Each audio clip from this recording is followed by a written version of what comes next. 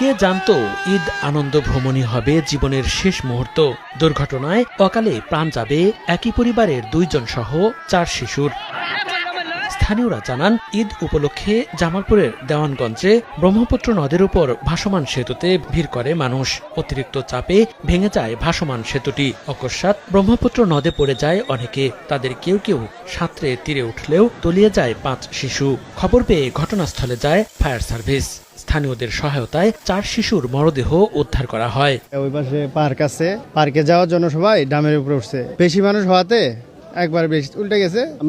মিহাতকে এখনো পাওয়া যাচ্ছে না। এদিকে এখনো নিখোঁজ রয়েছে এক শিশু। তাকে উদ্ধারে অভিযান চলছে বলে জানিয়েছে ফায়ার সার্ভিস। পানির ভিতরে ট্রাকসারাল কিছু আছে, এই ট্রাকসারের ভিতরে আমার ডুবুরি ঢুকছে। এখনো কার্যক্রম ফায়ার সার্ভিসের চলমান অবস্থায় আছে। এই দুর্ঘটনার জন্য আমি গভীরভাবে দুঃখ প্রকাশ করছি। আমাদের তরফ থেকে, সরকারের পক্ষ থেকে অনুদান দিয়ে তো আর পূরণ হয় না সবকিছু।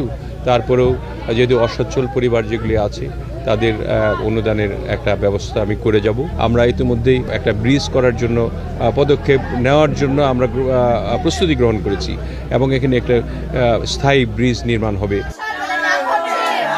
নিহত 4 শিশুর মরদেহ হস্তান্তর করা হয়েছে তাদের পরিবারের কাছে। সময় সংবাদ, জামালপুর।